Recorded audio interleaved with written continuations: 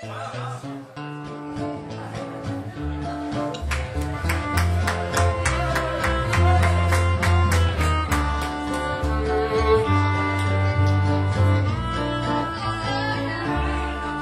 une rue belle comme un livre d'histoire, une étincelle qui luit dans le noir, un phare modeste qui scintille comme une prise de la Bastille. C'est ton pays de recouvrance au bout du monde et de la France que l'on découvre le joyau rue Saint-Malo pour des miracles. Bien, bonsoir. Il est derrière, juste en fait tout à l'heure. C'est parti, c'est bon ici. Place. Bonsoir.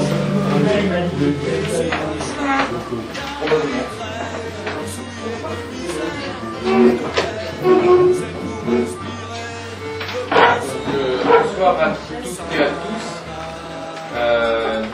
Celles et ceux qui ne me connaissent pas, je suis Yann Guével, je suis l'adjoint au maire du quartier des Quatre-Moulins. Alors on vous a invité à une réunion ce soir, comme on le fait sur des chantiers importants. Et alors c'est un chantier là qui est la restauration du bâtiment en Lyon, donc quelque chose qui nous intéresse parce qu'on est sur un patrimoine du quartier, mais un patrimoine qui appartient à la marine.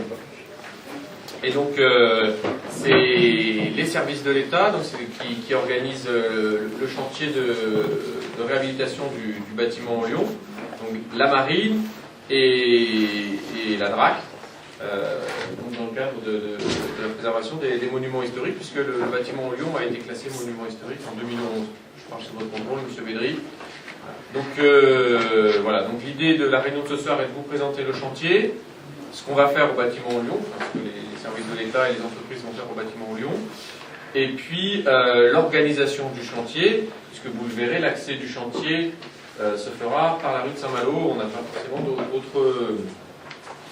d'autres possibilités, donc on va vous expliquer qu'est-ce que ça implique dans le fonctionnement. Donc, je vais laisser les intervenants d'abord se présenter, peut-être Madame Le Conto, Monsieur Le Maire. Marc Lemel, donc de la Direction générale des affaires culturelles. Donc, le Moussa Effecture passe sur la maîtrise d'ouvrage des travaux de restauration du bâtiment en Lyon. Donc, cette restauration est financée à 100% par l'État, avec un financement à 50% par le ministère de la Culture et à 50% par le ministère de la Défense. Donc, les travaux sont confiés à Madame de Ponto, du coup, je soit présente, Madame de Ponto, qui est architecte en chef des monuments historiques et qui sera le maître d'œuvre de l'opération. Donc, l'objectif de ces travaux, c'est de les commencer là dans le mois prochain. On est en période de préparation, je dirais, du chantier avec les entreprises. Il est également présent M. Saint-André, entrepreneur de maçonnerie pierre de taille, qui a le lot le plus important, parce que la plupart des travaux vont concerner des travaux de maçonnerie et pierre de taille. Et donc, si tout à l'heure vous avez des questions à lui poser sur cet aspect, vous serez là pour vous y répondre. Voilà. Monsieur Védry, si vous avez des choses à rajouter sur le protocole, vous avez d'autres choses. Tout est fort bien. Madame de Ponto.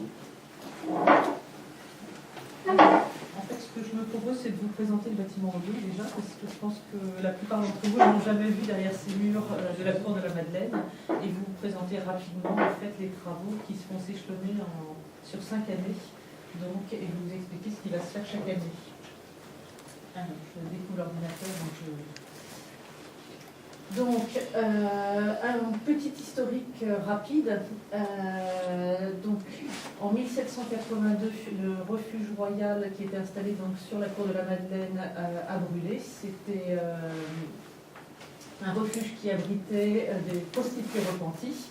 Et Napoléon, souhaitant en fait redonner un essor à l'arsenal de Brest, a commandé un bâtiment en remplacement suite à cet incendie, quelques années après, un bâtiment qui devait servir de clôture en fait sur le site de Pontanu et qui pouvait permettre de relancer les activités militaires de la ville de Brest. Donc les plans de ce bâtiment ont été réalisés dès 1806. par Jean Tarlet de Vauclair, qui était directeur des travaux maritimes de Brest. Et la construction du bâtiment s'est faite dans les 3 années qui ont suivi, sachant que c'est son successeur, Jean-Nicolas Trouille, qui a réalisé le chantier et qui a légèrement modifié les plans de son prédécesseur. Donc, rapidement après ce qui s'est passé, vous le savez, en 1944, les bombardements de la ville de Brest, le bâtiment au Lyon a été épargné par ces bombardements. Et en 1932 et 1961, le restaurant de la Société Avenir des Travailleurs, baptisé aussi la Madeleine, s'est installé dans le restaurant. Il était connu sous le nom de la Gueule d'Or, sans doute à cause des gueules de lion qui sont sur la façade. Et donc en 2001, comme on vient de vous le dire, le bâtiment a été classé monument historique. Donc là, je vous ai mis une photo. Pardon, 2011. 2011. J'ai dit combien 2011. Ah, pardon, 2011. Donc je vous ai mis une photo du plan relief de la ville de Brest qui est conservé au musée des Invalides de Paris et qui montre donc ici ce bâtiment au Lyon. Et je vous ai mis les plans de Jean-Nicolas Trouille avec, donc je vous ai dit, quelques modifications que je vais vous expliquer par rapport au bâtiment actuel. Rapidement, au niveau de l'évolution urbaine, au XVIIIe siècle, donc le plan de la ville de Brest avec l'emplacement du bâtiment au Lyon qui n'existait donc pas encore puisqu'il a été construit début 19e. Mais on voit déjà que les bassins de Pontagnoux sont ici creusés depuis la Pinfel. En 1833, donc le bâtiment, alors c'est toujours difficile de le repérer parce que finalement, vu du dessus, ça n'est qu'une route. Comme vous le savez, c'est la rue de Pontagnoux. Mais donc on voit ici notre bâtiment qui a été construit avec les bassins ici de Radoux. En 1919, une photo aérienne, donc là ce ne sont plus des plans, avec toujours le bâtiment qui se situe ici. Les bassins qui ont été agrandis et la cour de la Madeleine que l'on a du mal à repérer puisqu'elle a été construite, elle a été bâtie. Ces bâtiments ont été détruits un peu plus tard. 1950, on retrouve toujours ici, donc dans le carré rouge, notre bâtiment qui finalement se trouve au milieu de zones qui ont été pour partie démolies, mais lui a été préservé des bombardements. Par contre, en face, le bâtiment des Forges, lui, a été pour partie détruit. Et enfin, une photo beaucoup plus récente, ici, qui date de 2006, avec la cour de la Madeleine, dont on va parler tout à l'heure, qui se situe ici, donc la rue de Saint-Malo se situe là, et la cour de la Madeleine, qui n'est plus bâtie, donc comme sur la photo du et d'aire de chantier. Donc, les plans d'origine de la construction du bâtiment. Donc ce bâtiment, depuis début 19e, il avait une triple fonction. Sa première fonction, c'était de clôturer l'arsenal au niveau de l'anse de Pontagnoux. Sa deuxième fonction était de relier le plateau des Capucins à celui de Cayenne, aujourd'hui qu'on a donc de Pontagnoux, donc le port de Brest. Et sa troisième fonction, qui est moins connue aujourd'hui, c'est que c'était un bâtiment qui était destiné à stocker tous les matériaux de calfatage pour la fabrication des bateaux dans les 2 anses de Pontagnoux. Donc en fait, vous aviez des réservoirs en sous-sol qui étaient prévus pour stocker du goudron, des résines, du soufre, etc. Tous les matériaux qui servaient à la construction à l'époque des bateaux, sachant que donc, le bâtiment tel qu'il est dessiné ici n'a pas été construit tout à fait de la même façon, puisque seule la moitié des réservoirs ont été construits, l'autre moitié n'a pas été réalisée. On n'en a que sur la moitié du bâtiment. Donc, je vais passer quand même assez rapidement. Les photos actuelles du bâtiment. Donc, c'est un bâtiment pont. Alors, les bâtiments ponts, on en connaît tous. Les plus connus localement déjà, il y a celui de Landerneau. Vous connaissez tous le pont de Landerneau avec des bâtiments qui sont construits au-dessus. Les ponts de Paris, on sait, étaient tous lotis avec des bâtiments au-dessus. Vous avez toujours à Venise, c'est le pont de Vecchio avec ses bâtiments. Et donc ça c'est quelque chose, finalement il en reste encore un certain nombre. Par contre, ce qui est plus exceptionnel et dont on ne connaît pas d'autres exemples, c'est que là le pont n'est pas sous les bâtiments, mais il est au-dessus des bâtiments finalement, puisque la route passe ici au-dessus du bâtiment et la construction se situe en dessous. Donc là vous avez une vue qui est du côté de l'Arsenal. On est au niveau devant la porte, au niveau des bassins. Et là, vous avez une photo du bâtiment côté rue de Saint-Malo avec la porte que vous avez ici, qui est la porte qui donne sur la rue de Saint-Malo, la grande porte. Alors elle est verte de ce côté-là et elle est peinte de l'autre côté. Quelques vues, donc la vue du dessus, donc avec le bâtiment de la prison qui existe bien entendu toujours aujourd'hui, une vue depuis la rue de Saint-Malo et puis une vue bien entendu avec le plateau des Capucins. Donc je vais vous passer un petit peu chaque partie en revue rapidement pour que vous découvriez que c'est un bâtiment qui est quand même un bâtiment exceptionnel. C'est un des premiers bâtiments construits par des ingénieurs puisqu'il avait un rôle vraiment totalement technique à la fois d'ouvrage d'art, de pont et donc je vous disais de réservoir pour la fabrication des bateaux. Donc là vous êtes du côté de l'Arsenal, donc c'est une vue que finalement peu de gens connaissent, mais à part ceux qui travaillent dans l'Arsenal. Ce qui est intéressant, vous le verrez en coupe tout à l'heure, c'est qu'on a plusieurs terrasses. Le bâtiment se situe relativement en hauteur par rapport au niveau des bassins. Et vous allez le voir, c'est un bâtiment qui est très technique en plus, parce que comme vous venez couper finalement la zone de Pontagnoux, toute l'eau finalement qui arrive par derrière, il fallait qu'elle puisse redescendre vers la mer. C'est le principe dès que vous avez une crique, l'eau descend des falaises pour aller vers la mer. Et donc là, on a tout un système de canalisation qu'on va voir qui permet à l'eau qui arrive derrière de Pontagnoux finalement de descendre dans les bassins de construction de bateaux. Et je voulais attirer votre attention sur cette zone-là, puisque c'est une zone justement dans laquelle une des canalisations amène l'eau. Et on verra tout à l'heure des photos intérieures, ce sont les anciennes latrines des bagnards qui étaient logés dans la prison qui se situe au-dessus et qui travaillaient finalement dans les bassins. Et les latrines sont alimentées donc par toutes ces canalisations souterraines, ce réseau important de canalisation. Donc, je ne sais pas si on voit bien, mais peut-être qu'il aurait fallu aller éteindre la lumière. Non, si vous voulez voir les plans. Si on l'éteint, on ne peut pas la rallumer. Parce que c'est des lampes à sodium et ça met un certain temps à se rallumer. D'accord, c'était pour que vous puissiez que les plans soient assez clairs, c'était pour que vous puissiez voir. Donc je vous ai mis quelques photos de détails de cette façade, ainsi que là vous avez l'élévation, donc la vue en géométrale de la façade, avec les latrines que je vous montrais sur la photo tout à l'heure, les différentes terrasses, et la rue qui se situe au-dessus ici, donc que l'on ne voit pas, puisque bien entendu depuis la rue de Pontagnoux, on ne voit pas l'Arsenal ni le côté cours de la Madeleine. Ce qui est intéressant, donc là vous avez les fameuses têtes de lion que je vous montrerai sur une coupe du bâtiment tout à l'heure. Donc ces fameuses têtes de lion qui sont en plomb, qui sont scellées sur la façade, et ce que vous avez ici qui sort de la gueule, c'est une gargouille en fait, parce que ces têtes de lion ont pour but d'évacuer l'eau de la rue qui se situe au-dessus. Donc on les voit, elles sont ici sur la façade. Je ne sais plus combien il y en a, je vous ai présenté. Et donc ce sont des gargouilles d'évacuation des eaux de ruissellement de la rue.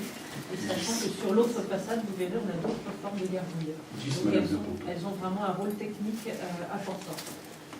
Donc je vous ai dit, c'est vraiment des bâtiments construits par des ingénieurs. D'ailleurs, vous, ce côté très robuste et très tout est lié vraiment à l'usage. Et donc, autre élément intéressant, c'est sur le dessus de la rue. Alors, on le voit ici sur cette vue. Vous avez donc le mur qui ferme la rue de Pontagnoux, et derrière, on a des bassins qui reposent sur les corniches du bâtiment, qui se situent donc ici sur la photo. Et donc, ces bassins étaient destinés à être remplis d'eau, historiquement, et à pouvoir protéger, en fait, en cas d'incendie, des matériaux qui se situaient dans les cuves, en particulier du goudron ou autre. Donc c'était finalement prévu, c'était des installations de sécurité incendie qui existaient déjà donc, à ce moment-là sur le bâtiment.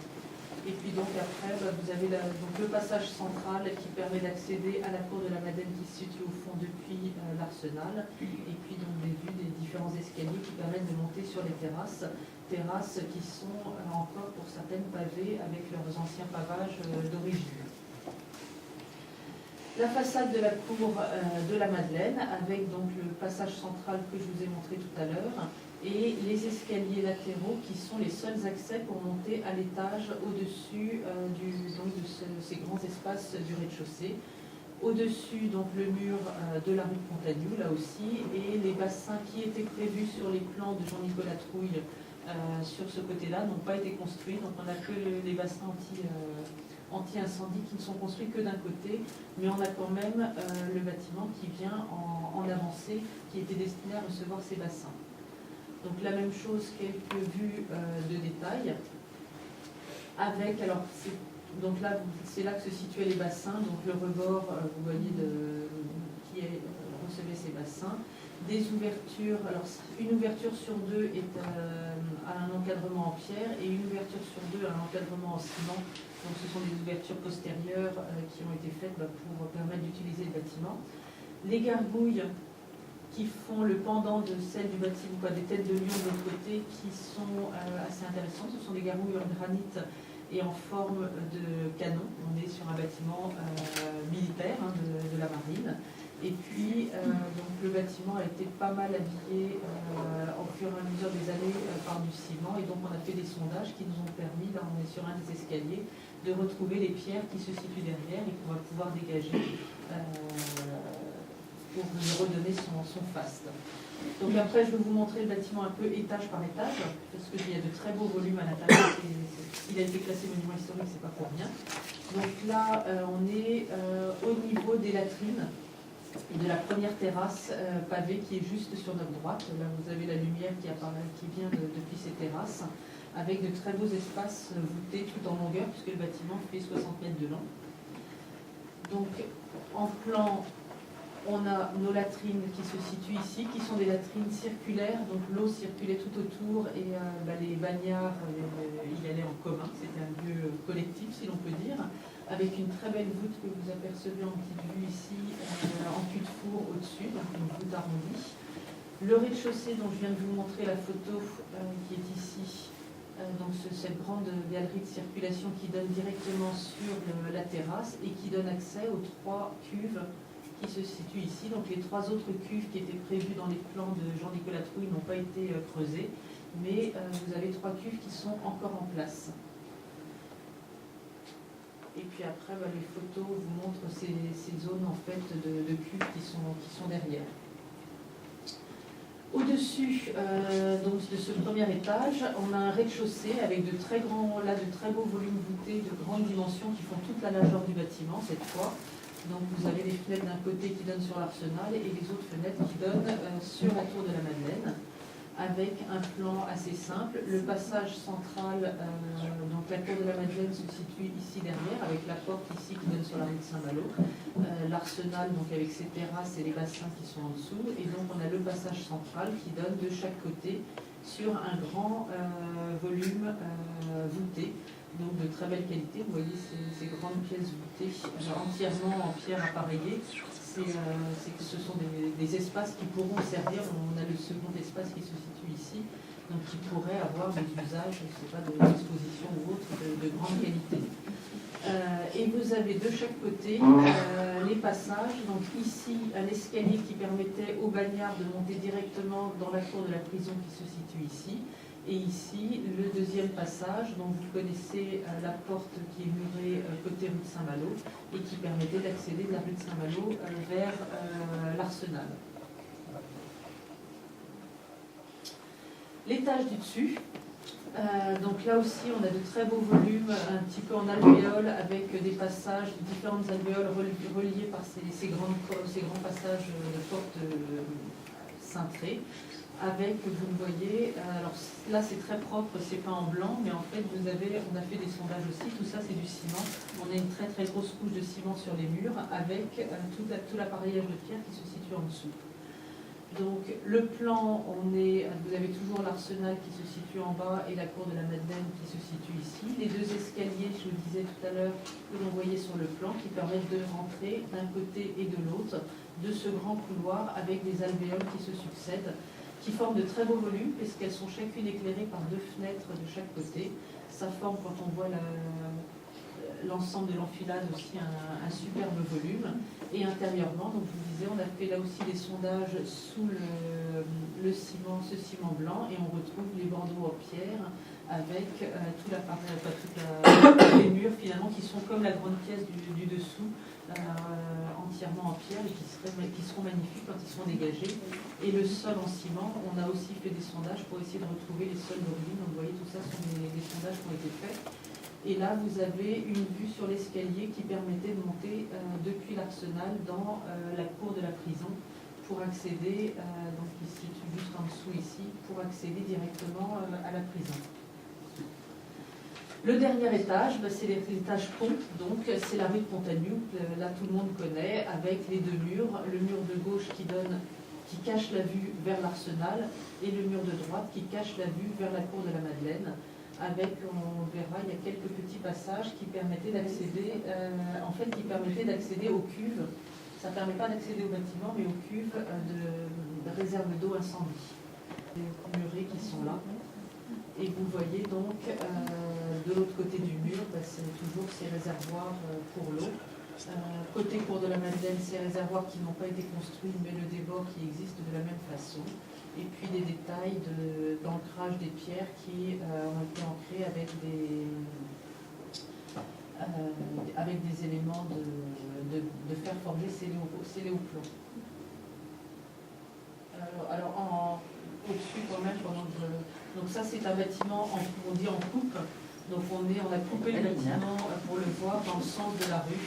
Et donc vous voyez que vous avez la rue au-dessus.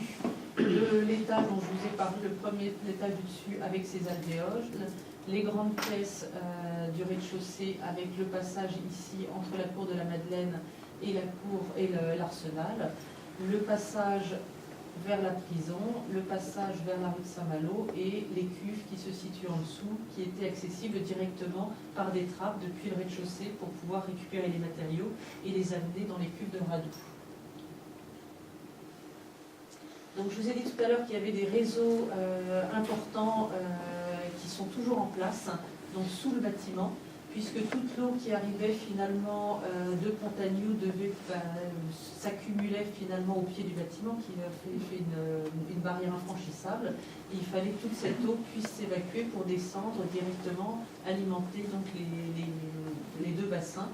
Et donc, on a des réseaux qui passent sous les 3 passages ici et qui alimentent pour l'un les latrines et qui repassent par les terrasses, sous les terrasses et qui ressortent ici pour aller alimenter les bassins.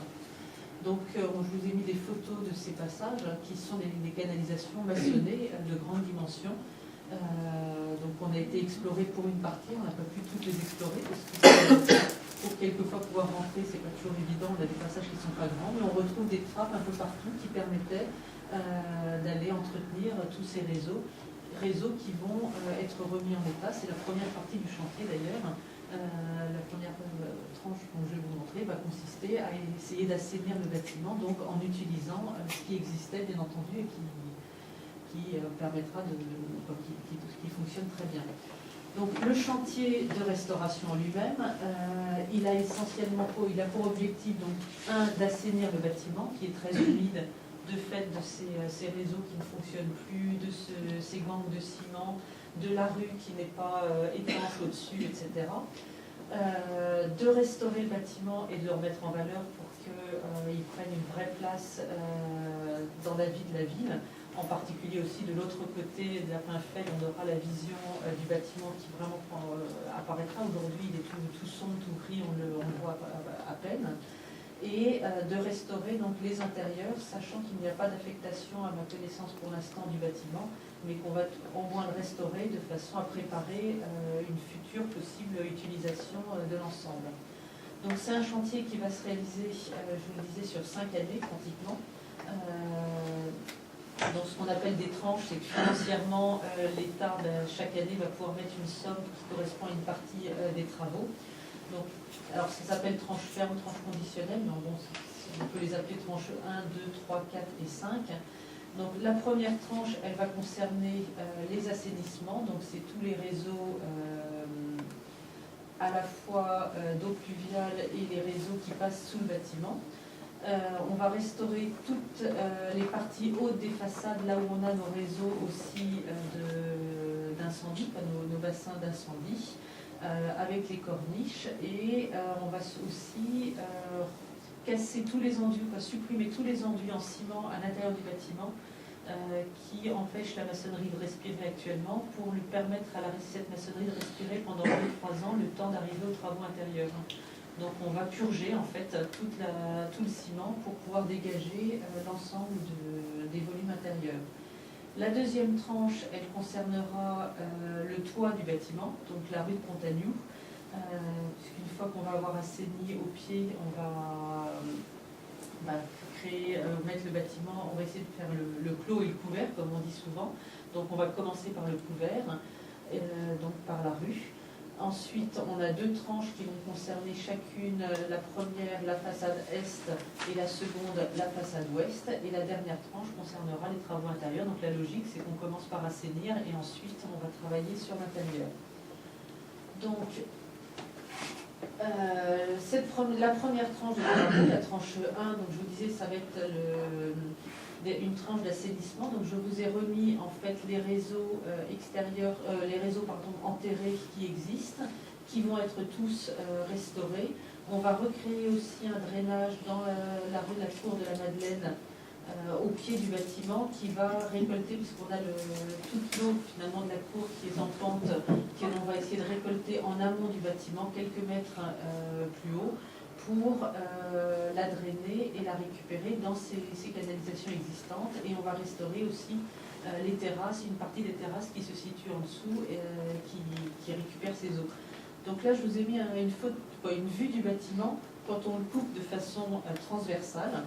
Donc si vous voyez, vous avez le bâtiment qui se situe ici, avec la rue au-dessus et les 2 murs, donc le mur côté Arsenal ici et le mur côté Cour de la Madeleine.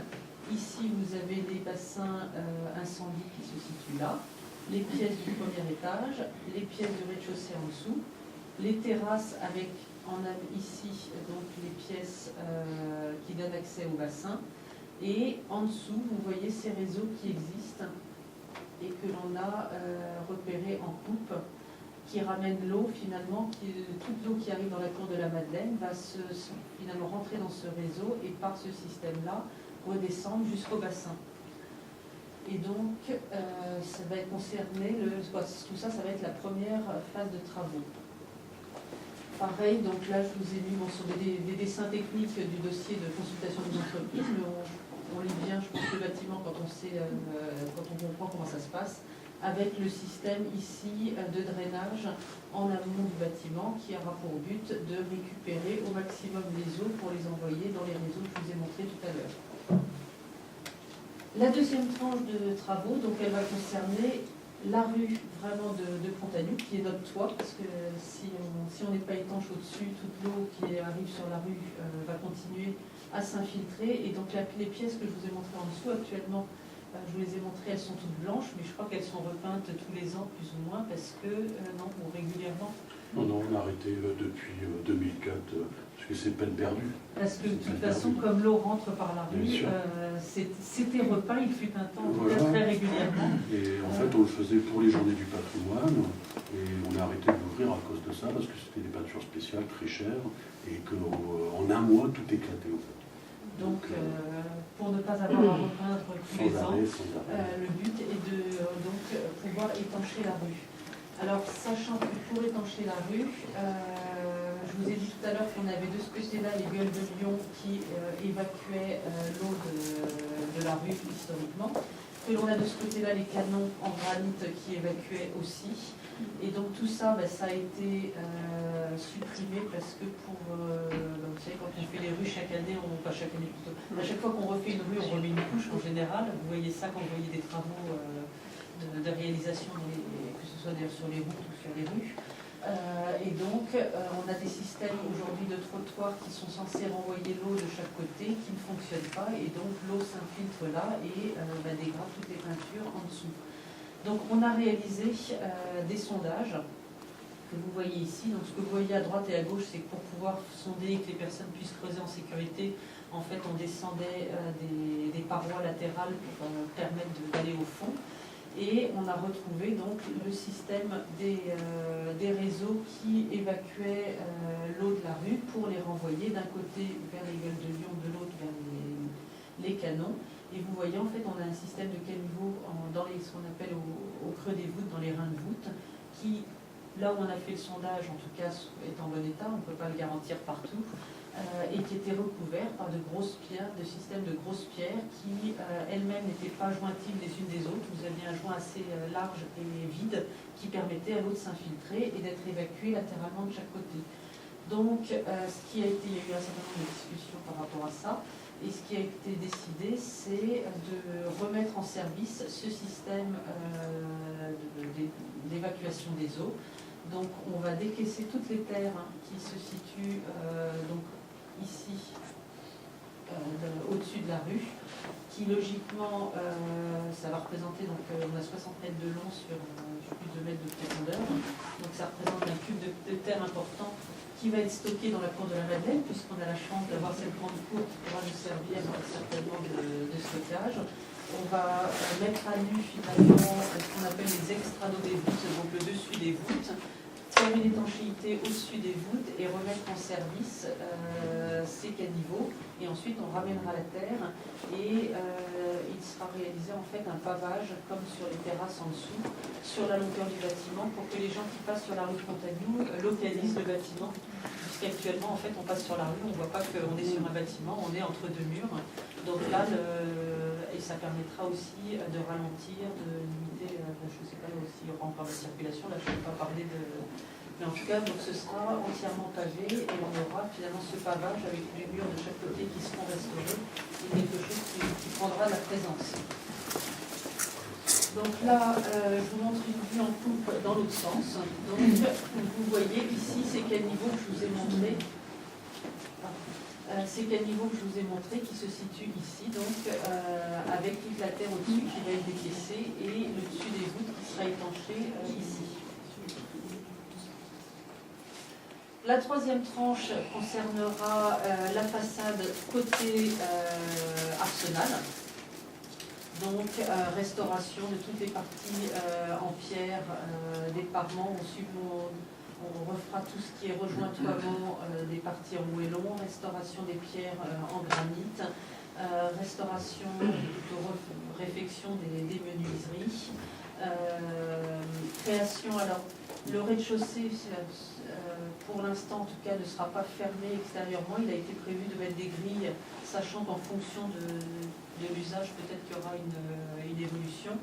Mais donc, réalisation de grilles permettant au public éventuellement de rentrer par le côté cour de la Madeleine sans avoir d'accès, je ne sais pas, mais si c'est le cas, au moins pour les gens du patrimoine. En tout cas, donc, ces grilles seront réalisées et les terrasses seront munies de garde-corps pour circuler de toute façon selon les règles de sécurité actuelles. Les têtes de lion seront toutes déposées et restaurées par un restaurateur d'œuvres d'art, parce que là c'est vraiment des sculptures moulées en plomb. Et il est prévu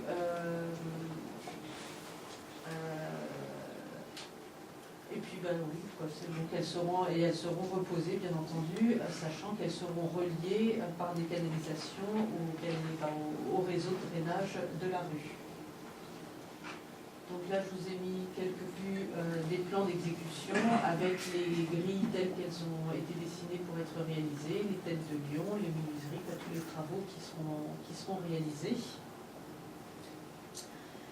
La façade, donc la quatrième tranche concernera la façade de la cour de la Madeleine, avec là aussi donc le piquage de tous les enduits ciment qui seront refaits, bien entendu avec des enduits à la chaux et d'une qualité autre que que ce que l'on a aujourd'hui et qui permettront aux maçonneries de respirer, puisque le ciment les empêche totalement de respirer et sont aussi donc, est à l'origine des dégradations. Là aussi, donc, on a des réalisations de grilles, de garde-corps. Les escaliers qui ont été entièrement habillés en ciment seront aussi dégagés pour refaire les enduits en pierre, les escaliers en pierre, pardon. Les menuiseries et puis toutes les pierres de taille seront restaurées aussi, certaines devant être remplacées. Donc, je vais mis rapidement quelques vues de détail aussi. Et donc la dernière tranche concernera les intérieurs. Donc là, les travaux seront relativement limités puisque on n'a pour l'instant pas de programme d'utilisation du bâtiment. Mais néanmoins, tout ce qui est plancher en bois sera restauré, bien entendu. On a un dallage qui est prévu, un pavage qui est prévu sous le ciment actuel du premier étage, et tous les pavements seront rejoignés. Voilà, donc je vous ai mis une vue dans l'autre sens. Donc, sachant que pour tout cela, il est prévu d'utiliser donc la cour de la Madeleine qui est plutôt derrière le bâtiment, comme aire de chantier, puisque pour faire un chantier comme ça sur 5 années, il faut quand même un minimum d'espace et puis d'infrastructure, que ce soit des bungalows pour les compagnons qui vont travailler sur place, puisqu'il va y avoir un certain nombre de maçons, de charpentiers, d'étanchéistes, de serruriers, de menuisiers, alors qui ne travailleront pas tous ensemble. Ce sera, je dirais que M. Saint-André pourra plus me répondre, mais en maximum, il y aura aussi une petite dizaine de personnes. Oui, dans les points, on sera peut-être à 15, mais ça va plutôt être 8 à 10. Bah, c'est pas un chantier qui se fera avec des énormes grues et avec 90 personnes qui seront sur place. C'est un chantier à échelle humaine. De toute façon, sur ce genre de travaux de taille de pierre et autres, ce sont des choses qui se font avec le temps. C'est pour ça aussi qu'il est réparti sur 5 tranches. Mais bon, il faut quand même que ces personnes-là aient de quoi se changer, de quoi déjeuner sur place. Il faut que l'on puisse avoir les matériaux nécessaires, donc, qui ne sont pas forcément non plus énormes. C'est du sable pour la chaux, c'est de la chaux, du sable, c'est des pierres de taille qui seront livrées mais par petites quantités régulièrement. Et donc tout ça sera stocké dans la cour de la Madeleine, donc totalement logiquement invisible de la rue de Saint-Malo.